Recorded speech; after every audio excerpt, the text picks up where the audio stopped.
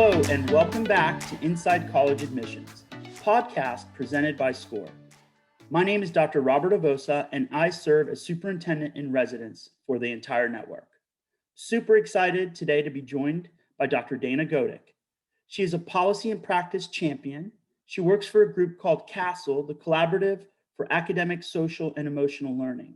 This is our third podcast, so if you've not heard the first two, please feel free to go back and take a listen. I think we've had some really good discussion about social emotional learning, as well as how we might continue this conversation with the resources that are being provided by the federal government here just recently. So Dr. Godek, thank you for joining me today. Yeah, thanks for having me, Dr. Avossa. Please call me Dana again. And I guess these conversations are going well because you've had me for 3 now. So yeah, no, it's talk about SEL. That's right. It's great. And it's a very timely topic. Today's episode, I'd like to shift over a little bit to leadership. One of the things that happens during any crisis is that, we look to our leaders to get a sense of how we should be reacting and how we should contribute to the challenge that's at hand. And I think COVID is a perfect example of that. And great leaders have had to pivot. We see folks who in the past had been very collaborative in nature, sort of laissez-faire, maybe looking at committees to make decisions, where in this case, some decisions had to be made quickly and without a lot of time. How do you respond to that or react to that sort of notion of having to be a little more nimble and in some cases pivoting from one leadership style to the other rather quickly?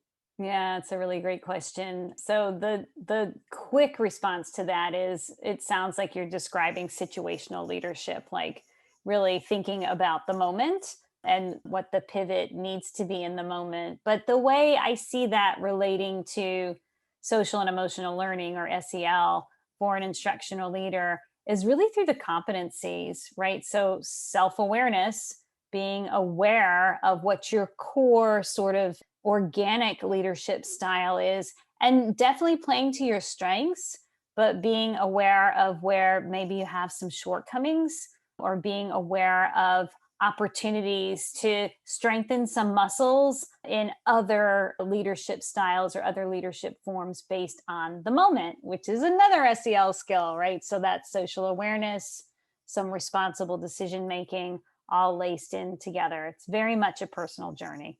Yeah, and I've been reflecting on how certain states and certain counties reacted originally about a year ago now, where schools and other places across the country closed.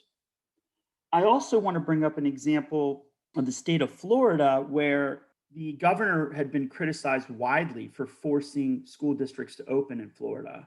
And in retrospect now is being seen as an individual who provided a lot of cover for the county districts to open and allow parents who wanted to send their kids to send their kids. So let's talk a little bit about that. I want to unpack that a little bit. Certainly not a political discussion, but at the time, Governor DeSantis was criticized for that decision. What are your thoughts about that? And then I want to pivot over to how the counties or the city school systems responded post-COVID.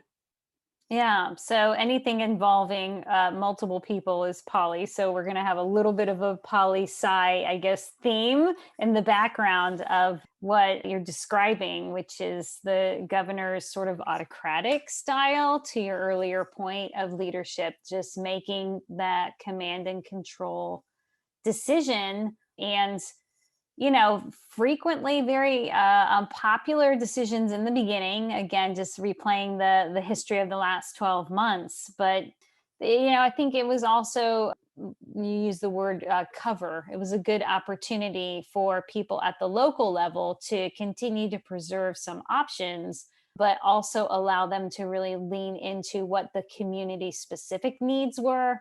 So having the political bar raised, or the organization operational restraints raised, so that they had the flexibility to really lean into their leadership style, the needs of their community, and exercise a lot of that social emotional learning kind of capacity and skill. And yeah, so I think that's why we saw sort of a mixed bag, if you will, of responses in this very large state known as Florida. Right. And at the same time, I think folks were beginning to realize that social isolation for some students was impacting them significantly more than others, and giving parents a choice in many ways allowed parents to personally make a decision that made sense for their kids. And even in my own household with two students, two children of my own, one decided to go face to face every day, and the other one's working from home. And one's incredibly social and wants to be and needs to be around people pretty regularly, and the other one not so much. So I think again, school closures in general across this country have played out in a variety of different ways. And for those folks who are listening in, whether you're leading a counseling department, whether you're a principal, be thinking about how you can support the adults in your building with SEL, because this is not just an issue with students. This is also people personally having dealt with, traumatic issues and concerns, sickness, illness, and in some cases, death. Dr. Godek, what are your thoughts about this notion of adult SEL and just in general wellness? Yeah, it's another really good question. And like you, I have a public school child at home and have seen that play out really well for some and not so well for others.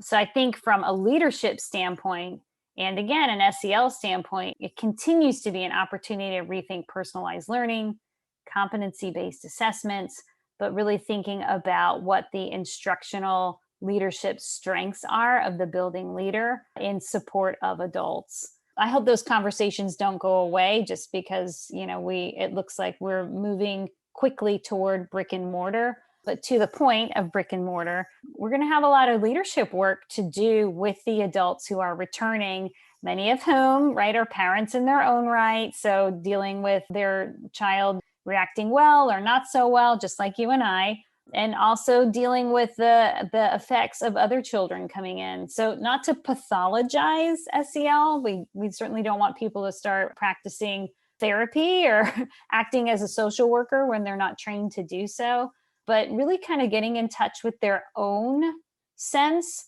of self and wellness, and working on very distinctive strategies that help bring them some calmness and peace so that in their own instructional leadership of a classroom or as a coach, they're really able to kind of check in with themselves, understand that all learning is social, all learning is emotional, gauge their emotions so that they're centered in a place where they're able to be a guide, a support to build competencies and skills within their students.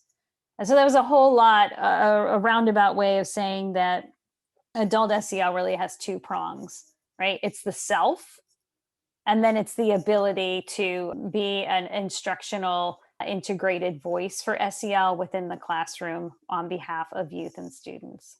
Very well said. I'm hearing as I talk with school districts across the country, this urgency around wanting to know how the kids are doing. And a lot of people are looking at these resources that are coming in from the federal government. I'd like for you to talk a little bit about that in a moment, but they're wanting to get a sense of how their kids are. We've made a lot of assumptions about how we think they might be feeling and how they're doing. Some districts are using surveys, others have been talking anecdotally with parents and children about the state of mind, right, if you will, and how quickly we can turn the corner. But we can't do that unless we know how they're doing. You know, do you recommend that people take a look at this whole notion of surveying? And are the resources we're getting from the federal government, can they be used for things like that? The answer is yes with caution and yes.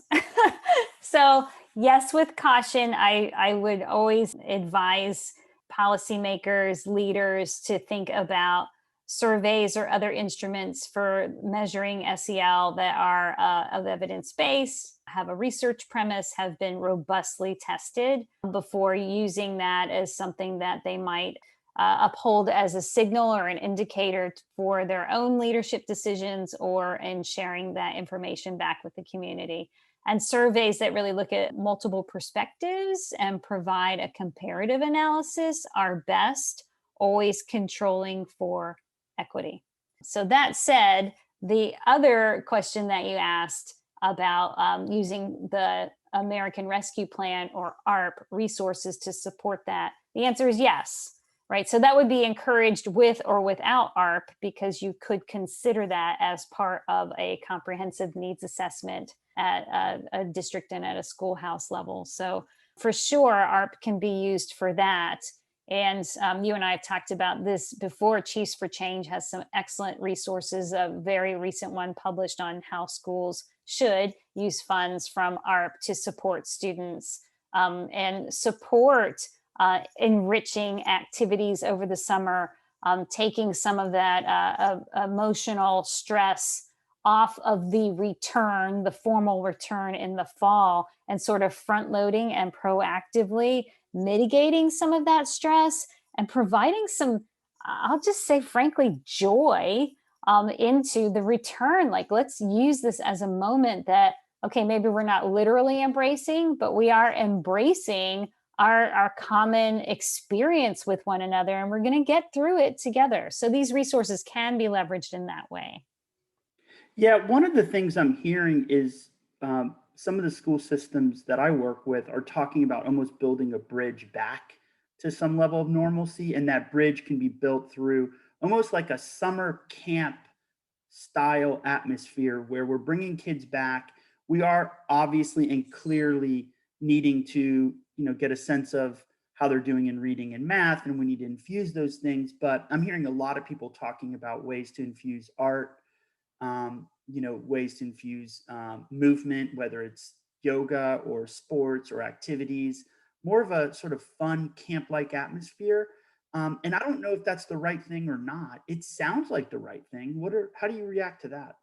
Yeah, in a couple ways. So I love the metaphor of a bridge, right? Because we're literally trying to get from here to there and crossing over some troubled waters. But the there should be a destination that is enriching, that is fun, that is engaging, that brings children back in a healthy way and is supportive, of course, of families. So at the top of our discussion, you were talking about leadership styles. And I think if your leadership style is collaborative and charismatic, that is a no-brainer natural opportunity for you to use this moment to help build some spirit, some energy, and some momentum using these resources for the return. So yeah, I think that all of those concepts really tie together and get us to a place where we are setting the stage and setting the conditions for what the fall is going to look like, and hopefully the lessons that we've learned are going to look like and manifest themselves into the future. I have been doing some studying of ARP as it came out, and the good thing is they're providing a lot of flexibility. Yes. The bad thing is that they're providing a lot of flexibility. Why do I say that? We are conditioned in public education in general as a bureaucratic system that you get money and there's strings attached. That's how we have been trained. We have to follow the policy, we have to follow the rules. You can't think outside the box sometimes on these federal dollars. And yet we're asking people to think outside the box.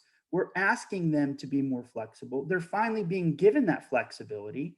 How would you convince a school system to be safe in terms of using these dollars the right way, but also let's use the flexibility that the feds have baked into this thing? Yep, I'll give you a total social emotional learning response. So I would advise that district leaders, school leaders use this as a moment to socialize and allow for input and allow for a lot of high levels of community engagement and youth engagement, including the youth on some of these decisions to build up, the equity practices within the building and beyond. An emotional sort of response to that by checking in with what seems right in terms of the adults in and around schools, checking on their emotions, leveraging some of these resources, using some of the high quality guidance that is already out there, and then a learned response, right? So we mentioned Chiefs for Change earlier. They have that great guide on how to use the funds, but they also have a great guide on the return, which spotlights social and emotional learning, how to build adult SEL and policies around that within that report. And of course, I would be remiss if I didn't say that Castle has a really high quality roadmap for the return to buildings, which includes models for building up SEL in adults and students with an equity focus, and using a systemic approach to do so. So, these resources really can be plug and play if you invest just a little bit of time in learning and equipping yourself in some of this policy guidance. So, yeah, I think it's a fantastic leadership opportunity. This is the moment. Right. And in my 25 years of experience in public education, I'd never had the opportunity to have this kind of funding in front of me to do some of the things that we always wanted to do. So I really encourage folks to engage with their systems, engage with their school district leaders, get a sense of what's happening in this space. There are millions of dollars flowing to school systems across the country to help think about learning loss and the lost opportunities of this last year. We're seeing school districts talk about before and after school, extending the school day, extending the school year. I do recommend that people not hire individuals with these dollars because you don't want to put recurring expenses on this one-time investment. I think the dollars need to be spent by September of 2023. Is that right? That's right. So we don't want to see recurring expenses here. We want to see school systems do what's right for kids, invest in the moment. That's how I see it. Dr. Godek, am I missing something here? No, I think, the general rule of thumb is the farther away from the kids the resources get, the more muddy it gets, right? So anything that's supporting a teacher capacity building, anything that's supporting some system for, short-term support for long-term success is really a good rule of thumb. But the bottom line is you understand, instructional leaders, system leaders understand federal fundings, Title I, Perkins. I mean, this is a creative moment, to your point, that we can think about SEL, yes, and SEL and workforce development in partnership with the community, personalized learning, competency-based assessment. I mean, this is a creative moment to build those systems. So when September 2023 rolls around, we've strengthened the system. We've set forth new policies and practices that really take us into a whole new way of learning and a whole new modality for our instructional leadership practices. So this is the time. Well, it's hard to believe that our time is almost up. Any last bit of advice for those who are out in the field, anxious for children, maybe in many cases to come back face to face? Yes. What are your thoughts Oxygen about mask. Oxygen mask. People have used that sort of metaphor before, and they use it because it's true. Check in with your own leadership and adult SEL. Check in with yourself first before you are leading others. Put your oxygen mask on first. Simple way to do that is even just through a few breathing exercises to center your gut. Center the vagus nerve. It's the longest nerve in your body. It connects your brain to your gut and literally helps you with some of your instinctual decisions. So definitely think about your oxygen mask. Well, thank you so much for joining us today on this Inside College Admissions episode featuring Dr. Dana Godek and our discussion on social emotional learning. Thank you so much.